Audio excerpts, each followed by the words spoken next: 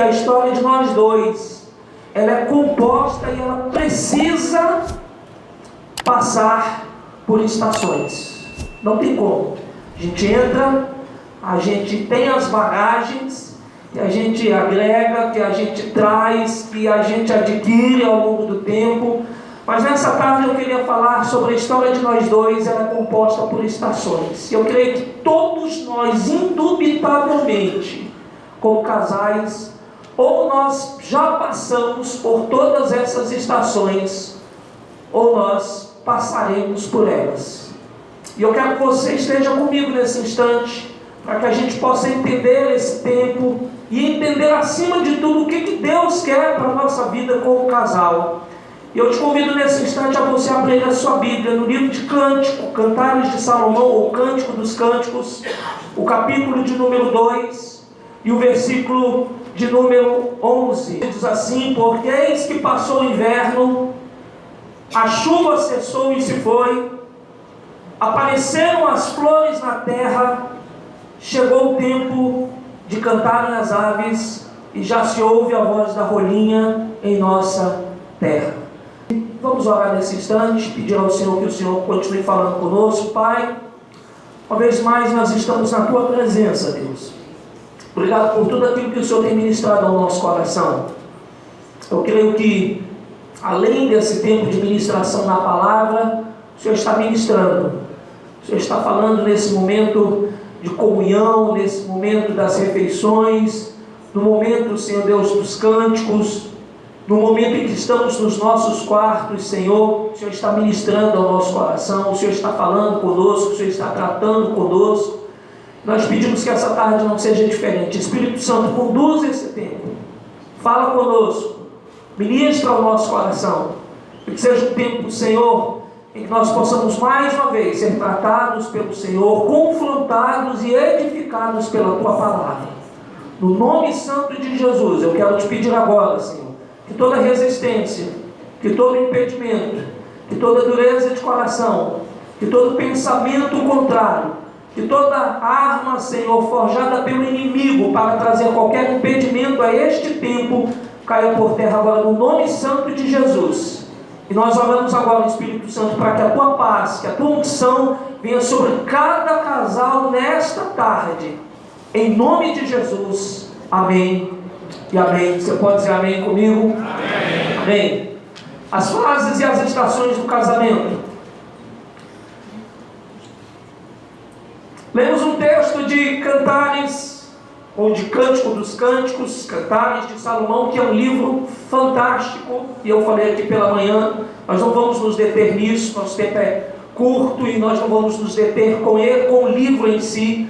Mas é um livro fantástico porque, além de ser cânticos do esposo para a esposa, ele tem não somente uma mensagem do homem que é apaixonado pela sua esposa, ele transmite uma mensagem, mas é uma linda analogia de Jesus e a igreja, da igreja e de Jesus, desse romance do amor que Jesus nutre pela sua noiva e o desejo que Jesus tem pela sua noiva, que é a sua igreja. E Salomão está escrevendo aqui agora, está fazendo dos seus escritos, e ele fala em poucos versículos sobre as estações que fazem parte da vida de um relacionamento, ou que nós no relacionamento passamos.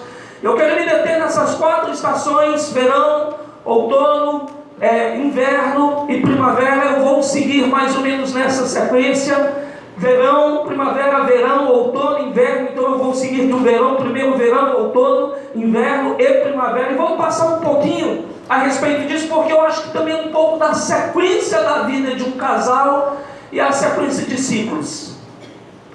É inegável que todos nós, muitas vezes ao longo de um ano, às vezes ao longo de tempos, nós vivenciamos ou o mesmo ciclo por um tempo muito prolongado, ou nós repetimos ciclos de uma maneira contínua. Enfim, nossa vida, ela não é uma sequência como a gente vê nas estações que foram definidas por Deus: verão, outono, inverno, primavera. Às vezes a gente vai fazendo ciclos repetitivos de alguns momentos e vai vivenciando 2 momentos em um ano, 3 momentos em um ano, 1 momento em um único ano. Às vezes o inverno é mais longo, né, em um determinado relacionamento. Mas o que eu quero te chamar não é para o tempo, mas é para aquilo que nós vivenciamos. E depois eu quero voltar a sua atenção para um casamento que poucos falam, mas que a gente pode usar como exemplo. O fato é, querido, que todo relacionamento, ou a maioria dos relacionamentos e dos casamentos, e especialmente namoros, até chegarmos a essa fase de casamento, começa com uma fase muito, muito linda, que não é simplesmente a primavera, que é outra fase muito linda, mas tudo praticamente dentro de relacionamento se começa com o verão. Verão dentro de um ciclo, e aqui quando Salomão está escrevendo no versículo 11, ele está dizendo, porque passou o inverno e a chuva cessou e se foi, ou seja, chegou o tempo de estiagem, chegou o verão, é aquele tempo de sol quente. A gente está há poucos dias, ou há um mês praticamente, nós entrarmos no verão no Brasil, e a gente já está sentindo um calor tremendo, né? As mudanças climáticas são grandes, mas o fato é que quando a gente pensa em verão dentro da filosofia brasileira, a gente pensa o quê? Sol. A gente pensa, para quem é de região praiana, nós que somos de Brasília, a nossa praia é o Lago Paranoá, né? Mas quem é de região aí do Rio de Janeiro, eu sei que aqui tem muito carioca, né? Muita gente de lugares litorâneos. E quando você pensa nessa parte do verão, o que te remete? Sol, praia, dias que são realmente abertos, claros. E normalmente esse é o ciclo de início de todo e qualquer relacionamento. Os relacionamentos começam com dias ensolarados, momentos muito bons para ser vivido. Você já viu que no verão tudo é diversão? Pelo menos na minha concepção, não sei na sua, mas no verão tudo é diversão. Você viaja, você vai para uma praia, você quer o quê? Eu particularmente, quando eu vou à praia com a minha esposa e com os meus filhos, eu quero aproveitar o máximo, e eu deixo os meninos com todo cuidado, porque eu estou aqui, um olho aqui na terra e um olho deles, observando. Mas o que a gente quer pular é vibrar, estar passando protetor solar, mas quer que o sol realmente tome conta da gente. E quer diversão, é menino jogando bola, é menino pulando, é aquela bagunça que todo mundo gosta. Você gosta dessa bagunça? Amém? Quem gosta dessa bagunça aqui? A gente ir para a praia, a gente aproveitar. Verão é tempo de sol, de dias mais longos, não é verdade? É no verão que os dias são mais longos, as noites são mais curtas. É no verão que o tempo está mais aberto. Verão é tempo bom para tudo. Você quer se divertir, você quer se lançar, é o tempo de alegria, é o tempo de contentamento. E Salomão começa falando que o inverno passou, ou seja, chegou um outro ciclo, é o ciclo da alegria, é o ciclo do contentamento, e eu estou começando com esse ciclo. No verão a gente está disposto a tudo, é sorriso para tudo. Claro, eu estou falando de uma forma, colocando de uma analogia, né? Mas quando a gente olha para o nosso relacionamento, é no verão, é nesse início de relacionamento que tudo a gente sorri. Você já observou que no início do relacionamento tudo é sorriso, tudo é brincadeira, tudo é motivo para a gente sorrir, tudo é motivo para a gente achar bacana. Às vezes as coisas mais desastrosas a gente consegue ver o lado bom da vida, sim ou não? Verão a gente se diverte. Tem um camarada bíblico que a gente quase não ouve falar sobre casamento dele, mas é um cara que eu quero que você acompanhe comigo na ilustração dessa mensagem das estações. E o nome desse homem é chamado Jó. Quem conhece a história de Jó? Pouco se fala do casamento de Jó. A gente conhece Jó por tudo que ele passou, e conhece a esposa dele, porque a Bíblia faz citação de uma mulher, não faz de várias mulheres, mas de uma mulher. E nós comumente fazemos a citação da mulher de Jó em uma frase muito infeliz que ela falou num momento muito adverso. Mas Jó é aquele cara que quando você para na Bíblia, você vai ver que ele está passando por todas as estações, porque a Bíblia começa dizendo que Jó está vivendo um verdadeiro verão. Quem é Jó? Jó é um homem riquíssimo. Tem ovelhas, tem bois, tem camelos, tem tudo do bom e do melhor. A Bíblia diz que ele tem 3 filhas, 7 filhos, tem muitos servos, tem muitas pessoas que trabalham, uma mulher. Ele é um homem temente, ele é um homem que sacrifica. Na visão nossa, Jó tem tudo que um homem precisa: uma boa família, uma boa esposa, teme a Deus, ora, busca a Deus. Jó vive um verdadeiro verão. Verão é tempo de sorrir, verão é tempo de coisas boas, verão é tempo onde as coisas acontecem, verão é tempo de dias longos, verão é tempo de ver às vezes aquelas chuvas, aquelas garoas, e vem e tenta nos molhar, molha, mas logo passa e a gente segue no verão e segue feliz e segue sorridente, e às vezes até a chuva é até um ponto bom nesse verão, porque ele dá aquela arrefecida da temperatura e logo a gente segue. Quantos verões você já passou no seu casamento, meu irmão? Quantos tempos bons já foram vivenciados no seu casamento? Que Deus nos ajude, que você esteja vivendo mais um ciclo de verão no seu casamento, e que seja um tempo muito gostoso que você esteja vivendo neste tempo. Mas o fato é que nós vivemos os verões da vida, mas nem sempre eles duram. E eu falei que quando há o verão, é o momento do sorriso, é do olhar, é de tudo é engraçado. As situações mais inusitadas nós sorrimos, nós achamos graça, nós não nos irritamos, nós não perdemos a paciência, nós não respondemos mal, nós não caímos no oposto de 1 Coríntios, quando Paulo está falando sobre o amor. Nós não nos ensoberbecemos, nós não ficamos irados, nós não pensamos mal, nós estamos seguindo literalmente aquela visão de 1 Coríntios, que nós estamos vivendo o verão. A chuva passou. Há uma coisa que eu aprendi, e se você me permitir, eu quero compartilhar com você. Os tempos bons da vida não são tempos somente para nós vivenciarmos e passarmos as experiências, mas são tempos para nós nos prepararmos para os dias maus. Tempos de paz são tempos que nos levam não somente a um tempo de reflexão, mas de nós armarmos barreiras, muralhas, para quando o dia mau chegar. Eu acho interessantíssimo um texto de Jesus, que ele diz que a nossa vida precisa ser construída sobre a rocha e não sobre a areia, porque Jesus diz: quem ouve a minha palavra e pratica, ele constrói a sua casa sobre a rocha. E Jesus lá na frente ele diz: quem não ouve e não pratica, constrói sobre a areia, porque virá a chuva. A questão não é se a chuva virá, a questão é quando a chuva virá. A questão não é se ela vem. O dia mau vem. Você está no verão e de repente a coisa começa a fechar, porque o outono começa a vir. Aquele momento de só alegria, só sorriso, só coisas boas. O carro quebra, ai meu amor, o carro quebrou, que coisa. Aquilo dali, aquele humor que o verão nos traz, aquilo dali em algum momento passa e começa a vir o outono. O outono é a fase do quê? É a fase em que as folhas começam a cair.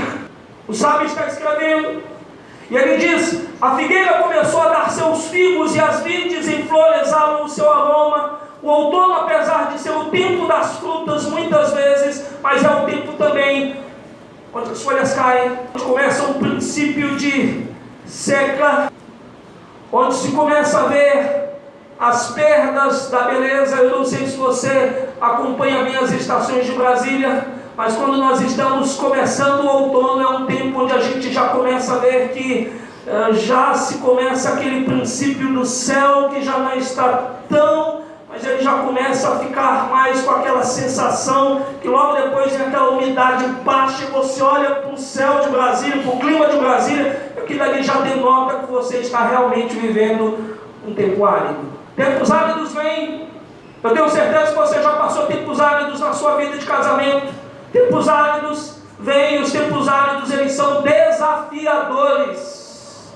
As folhas começam a cair, os questionamentos começam a vir. Olha o outono surgindo na vida de Jó.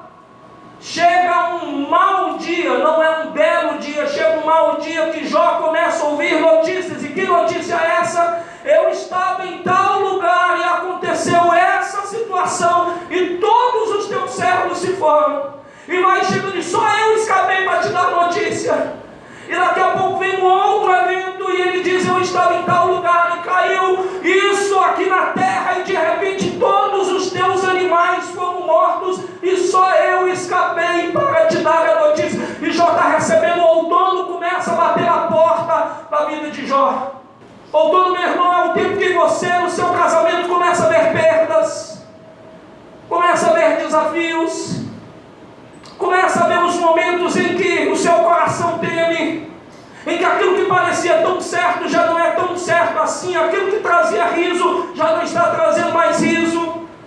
E a história de nós dois é composta exatamente por esses ciclos. Quando eu iniciei a ministração dessa manhã, eu falei para vocês que nós, eu e minha esposa, não somos um casal perfeito, e eu sei que ela pode afirmar quantas vezes nós já vivenciamos verões, outonos, invernos e primaveras no nosso casamento. Quantas vezes nós olhamos e pensamos, será que nós vamos dar conta de atravessar mais essa luta? Mas o que é bom de nós estarmos na presença daquele que conduz as nossas vidas é que nós podemos dizer: Ebenezer, até aqui nos ajudou o Senhor, e o Senhor nos conduziu. E eu quero te dar essa palavra nessa tarde. Você não veio a esse encontro por acaso para ouvir simplesmente um pastor falando algo aqui. Você veio nesse lugar porque o Espírito Santo te trouxe, e Ele quer derramar azeite sobre o teu casamento. Imagina Jó ouvindo tudo isso. Aquele camarada que era rico, já não é rico. Aquele camarada que tinha 10 filhos, já não tem mais filho nenhum. Aquele camarada que tinha uma expectativa macro das coisas, começa a ver que aquilo que é o palpável da vida está se perdendo. Ele sabe que o Redentor dele vive, mas aquilo que é palpável está se perdendo. Voltou ao prenúncio do inverno. Puxa, pastor, mas se já estava ruim, ficou pior ainda, né? Ele começa dizendo que o inverno passou. Se o inverno passou, é porque o inverno chegou. Quantas vezes o inverno chega em nossa vida? Quantas vezes eu e você começamos a ser dominados por um frio intenso? A frieza começa a tomar conta do coração do casal.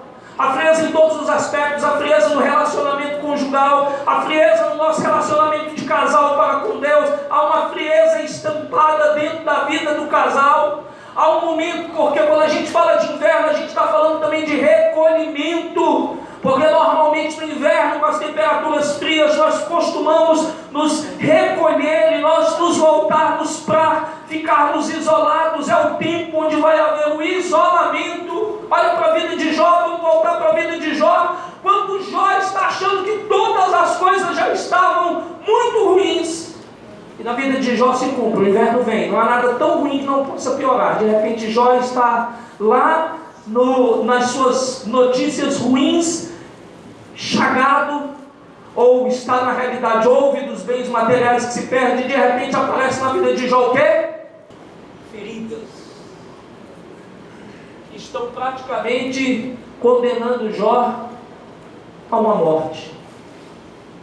E nós ouvimos a frase que todos nós condenamos aquela mulher, quando ela diz assim: eu não estou defendendo ou dizendo que não, ela não está errada em falar aquilo, mas o que eu estou dizendo é que nós muitas vezes não temos a empatia de nos colocarmos no lugar dela. Palavras que são mal colocadas, mal empregadas por ela, mas imagine o grau de aflição daquela mulher, porque ela também está perdendo 10 filhos, porque agora ela vê o marido dela que tinha prestígio se tornando miserável, e agora ela não vê só um marido miserável e sem 10 filhos, ela vê um marido miserável, sem 10 filhos, sem dinheiro nenhum, e agora doente, nas cinzas, cavucando, coçando, e ela diz, qual é a frase que ela diz? Amaldiçoa esse teu Deus e morre.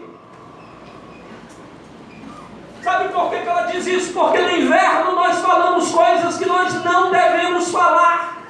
Eu não sei quantas vezes você já usou palavras para o seu cônjuge que foram as piores palavras possíveis. Eu não preciso de você, eu não quero mais estar nessa casa, eu não quero mais estar neste casamento, você não é importante para mim, você não presta. Quantas vezes a nossa boca tem sido instrumento para que o inverno se intensifique dentro do nosso lar? E eu quero falar aos homens aqui. Eu sei que de manhã o pessoal falou assim: pastor, você bateu muito nos homens e as mulheres saíram ilesas, mas eu quero falar aos homens, vocês vão entender por que eu quero falar aos homens. Sabe por que eu falo aos homens nesse instante? Porque homem, você vai me confirmar, homem ouve uma coisa, daqui a 10 dias, 5 dias, 2 horas ele já verdade ou não é, homens? Verdade. Dá quantos minutos? 10, 15, não dá nem. Meu irmão, agora fala uma coisa para sua esposa que vira sua esposa. Ela vai lembrar, nas bodas do cordeiro, ela vai dizer para Jesus: ele falou isso para mim lá.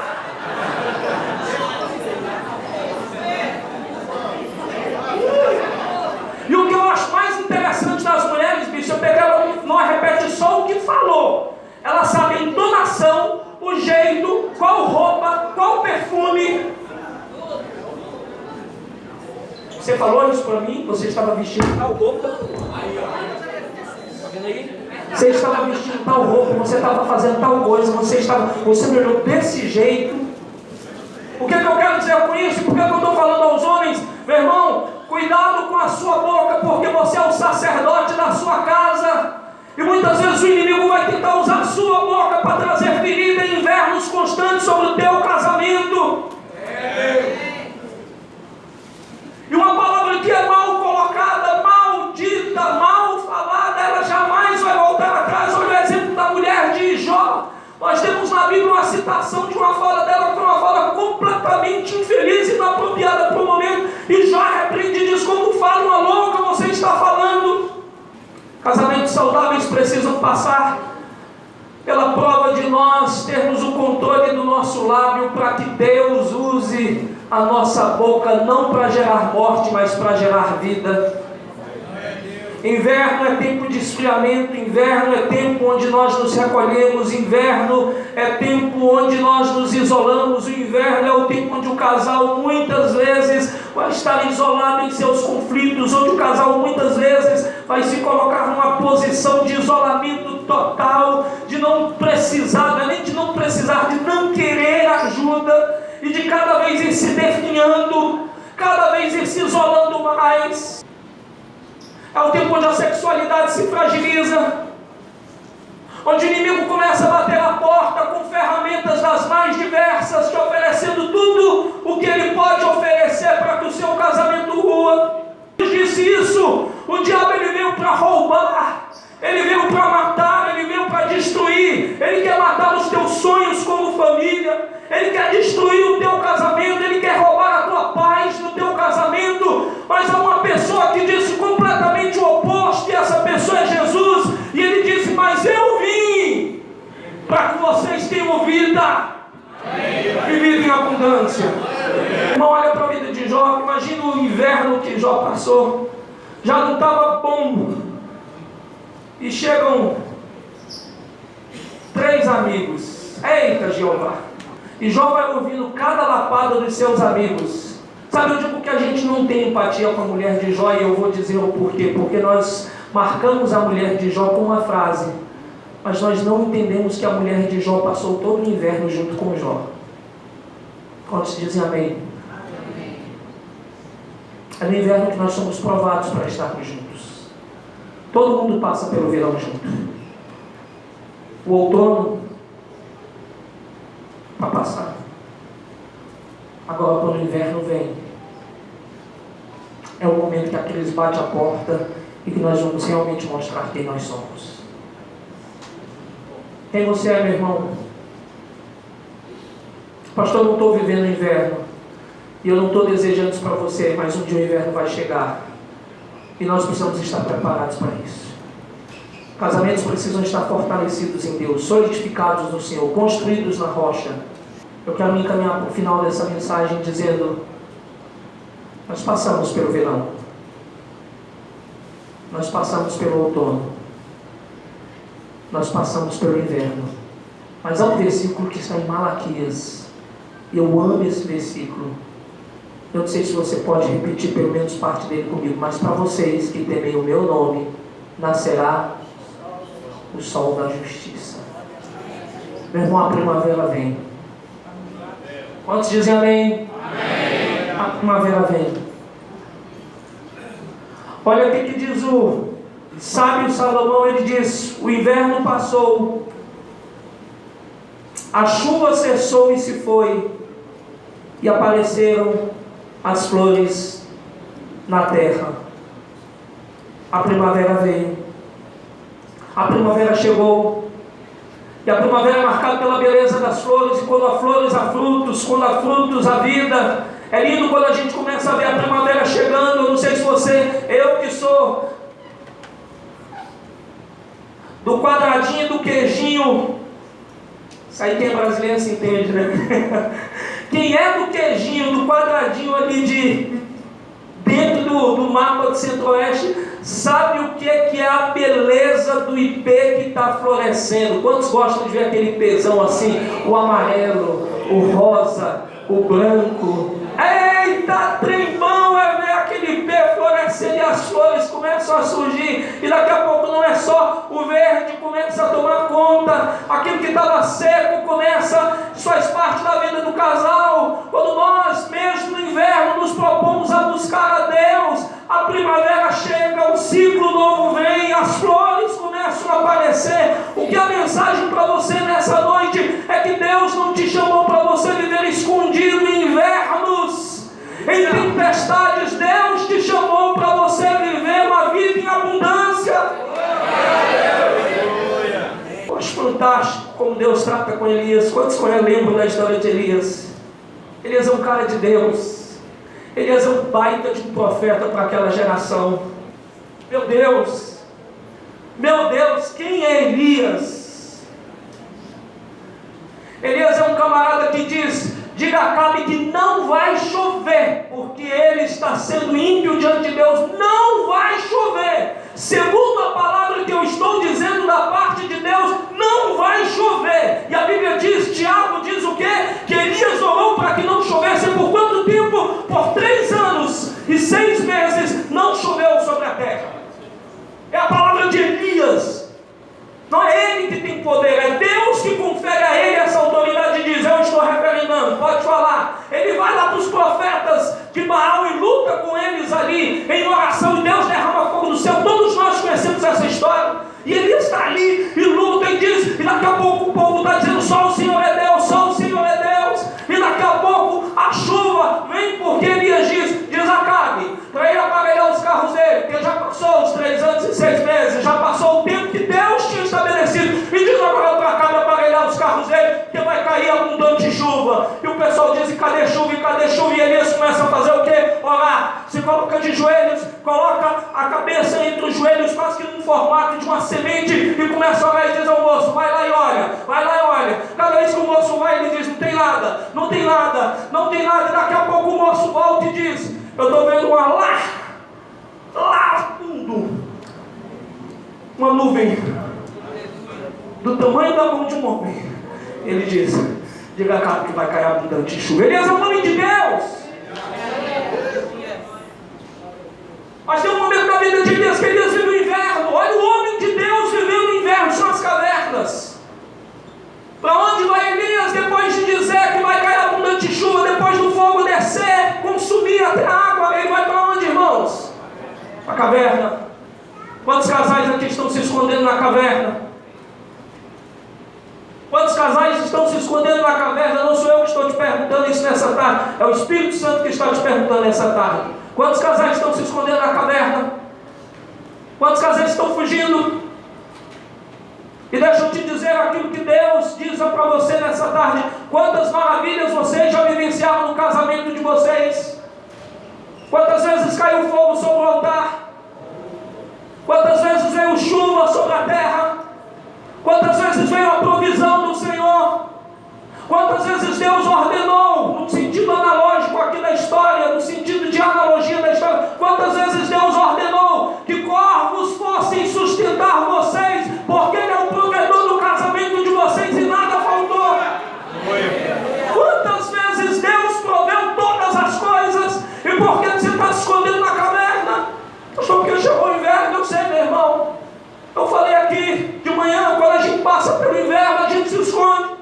Mas Deus é gracioso, e quando Ele olha Elias, aquele homem que Ele usou tantas vezes se escondendo na caverna, eu acho lindo o modo que Deus trata com Elias, e é o modo que Deus está tratando com cada um de nós nessa tarde, nesses dias, conforme o querer e o efetuar dele. E Ele chama Elias e diz, eu não sei se você se recorda qual é a pergunta que Deus diz a Elias. Ele faz assim: Elias, o que você está fazendo aqui, Elias? Você lembra disso? Você lembra disso? O que você está fazendo aqui, Elias? Pergunta de Deus para nós. O que você está fazendo nesta posição? Eu vou usar uma expressão que talvez possa não ser a mais adequada, mas é a expressão que talvez vai ser a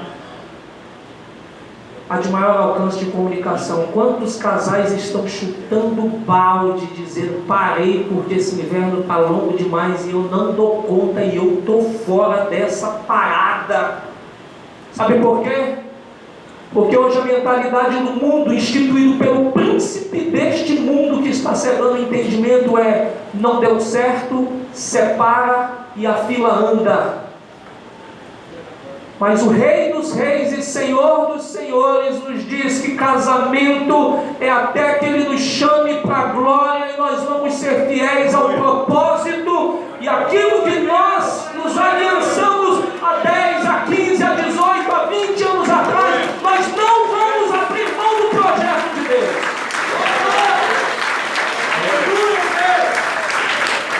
Nós não vamos abrir mão. Nós não vamos abrir mão. E Deus chama Elias e diz: o que você está fazendo aí, rapaz? É bacana que Elias responde de uma forma clara para Deus: ah, Senhor, eu fiquei só com o profeta, estou sozinho. Aquela mulher lá endemoniada, tá? Eu não falo endemoniada não, mas ela é endemoniada, tá? Aquela mulher endemoniada está querendo me matar. O pesadelo era terrível, irmãos. Daria usada pelo diabo, era com gosto de... Deus diz o que para ele? Sai, levanta. O Espírito está dizendo para você hoje nessa tarde: levanta, sai, põe de pé, sai da caverna, sai do inverno, sai do outono, sai dessa crise, sai dessa fase, sai desse pensamento, deixa isso de lado, sai. Porque tem muita história para vocês dois viverem. Olha para tua esposa e diz isso: tem muita história para nós vivermos. Tem muita coisa para a gente viver junto. É quando Jesus chamar, ou os dois juntos, ou um de nós, mas a gente tem muita coisa para viver. E Deus diz a Elias: sai e vai para um lugar alto. Deixa eu te dizer, caverna não é lugar de crente. Deus nos chamou para nós estarmos nos lugares altos. O casamento não é para estar escondido, irmão, porque Jesus disse que aquilo que está oculto não é muita coisa legal, não. A gente é da luz, a gente vive na luz, a gente quer estar na luz, a gente quer viver nos lugares altos, não nos lugares baixos. A gente quer viver estabelecido sobre fundamentos perfeitos em Deus. A Bíblia diz que começam a vir algumas manifestações da parte que surgem na realidade ali, naquele lugar. E primeiro veio um terremoto, só que a Bíblia diz que Deus não estava ali. E depois vem fogo, Deus também não está ali. Sabe o que eu acho? Isso é um pensamento meu. Elias estava acostumado com um Deus que sempre fazia grandes movimentos e proezas, terremotos, fogo, vendavais, coisas. De repente, o que vem sobre Elias? E na brisa suave ele ouve novamente a voz de Deus: Elias, o que fazes aqui? O que tu estás fazendo? Ele disse: Senhor, eu estou só. Ele disse: cara, você não está entendendo nada, você nunca está só. Primeiro, não é a fala que Deus falou na Bíblia, eu estou colocando na minha visão de relacionamento Deus e Elias. Primeiro, Elias, eu estou contigo. Mas a fala que Deus fala para ele, diz assim: por mais de 7.000 joelhos que não se dobraram perante essa estrutura pecaminosa de Baal em toda a nação de Israel, tu não está só. Eu tenho homens que são fiéis à minha causa e à minha mensagem nessa terra. Põe de pé. A palavra de Deus diz para ele: levanta-te, vai ungir, vai fazer, vai levantar tal pessoa, vai ungir fulano de tal, e levanta e sai daqui. Elias sai, e Elias é restaurado, Elias sai da cova, Elias sai do inverno dele. Deixa eu terminar a mensagem com Jó, porque eu estava em Jó. Jó viveu o inverno, Jó viveu os tempos mais críticos da vida dele. Mas a Bíblia diz, eu não sei se você se lembra, que depois de todos os momentos difíceis de Jó, alguns passarinhos começaram a cantar. O camarada que há um tempo atrás diz assim, para os amigos que estavam falando e acusando ele, e falou assim: eu sei que o meu Redentor vive. Olha para mim, você que está aqui. Quantos sabem que o seu Redentor vive? Quantos confiam no Redentor que um dia te chamou e que te abençoou naquele dia que você reafirmou a sua aliança ou afirmou a sua aliança com a sua esposa? Quantos creem nisso? Esse Redentor estava lá, referendando a sua aliança, dizendo: eu estou aqui. Talvez você diga: pastor, mas eu casei na época que eu não era convertido, mas depois de repente você passou por um processo de conversão e você confirmou, não diante talvez de pastores, mas você confirmou diante de Deus: Senhor, meu casamento é teu, a minha família é tua, a minha vida é tua. Você pode dizer: eu sei que o meu Redentor vive, eu sei que o meu Redentor vive. E Jó estava vivendo um verdadeiro inverno, mas eu estou dizendo que a primavera vem, meu irmão.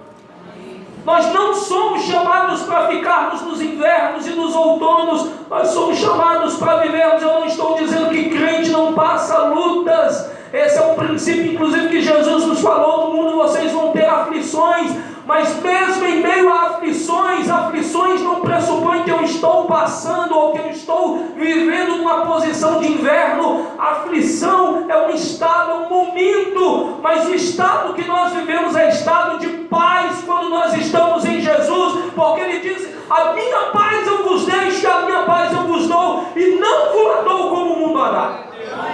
Jó 42:10. O Senhor restaurou a sorte de Jó quando este orou pelos seus amigos, e o Senhor lhe deu o quê? Dobro.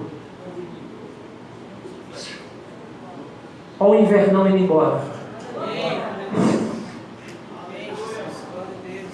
Olha os ipês começando a florescer. Olha a palavra de Jó se cumprindo. Ainda que a árvore seja cortada, a esperança, o que crê? Porque é o cheiro das águas.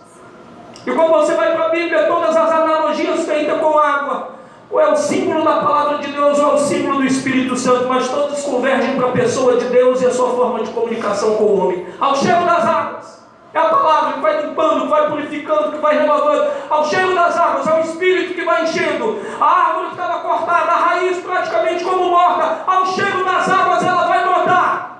O Senhor restaurou a Jó quando ele chorou pelos seus amigos, e o Senhor lhe deu o dobro de tudo que tinha antes. Então vieram a ele todos os seus irmãos, todas as suas irmãs, e todos os que haviam conhecido antes, e comeram com ele em sua casa, e se condoeram dele, e consolaram por todo o mal que o Senhor tinha enviado sobre ele. Cada um lhe deu dinheiro e um anel de ouro. O Senhor abençoou o último estado de Jó mais do que o primeiro. Ele veio a ter 14.000 ovelhas, dobro, 6.000 camelos, 1.000 juntas de bois, 1.000 jumentas. Também teve outros 7 filhos e 3 filhas. Com quem, irmãos? Porque a Bíblia não faz nenhuma citação de uma outra mulher. Amaldiçoa teu Deus e morre. Fica quieta e vamos passar o inverno, porque o Redentor vive. Dessa forma, pode ser que ela tenha, mas a Bíblia não faz nenhuma citação, então nos leva a crer que é essa mulher que lá atrás falou: olha Jó, o que é que você está fazendo, meu irmão? Porque às vezes a gente fala da mulher de Jó. Quantas besteiras nós já falamos ao longo da nossa vida? Falamos no nível talvez mais easy, né? Mas é um: ai, Deus esqueceu de mim. Deus não olha para mim. Ah, não, Deus me abandonou. Quantas vezes nós já verbalizamos isso? Mas eu não quero te lembrar do que nós verbalizamos. Eu quero te lembrar que Deus é o Deus que te trouxe aqui, porque Ele quer Que a primavera seja renovada na tua vida e no teu casamento. Salmo 23. Se eu conheço, de cor e salteado, né, pastor?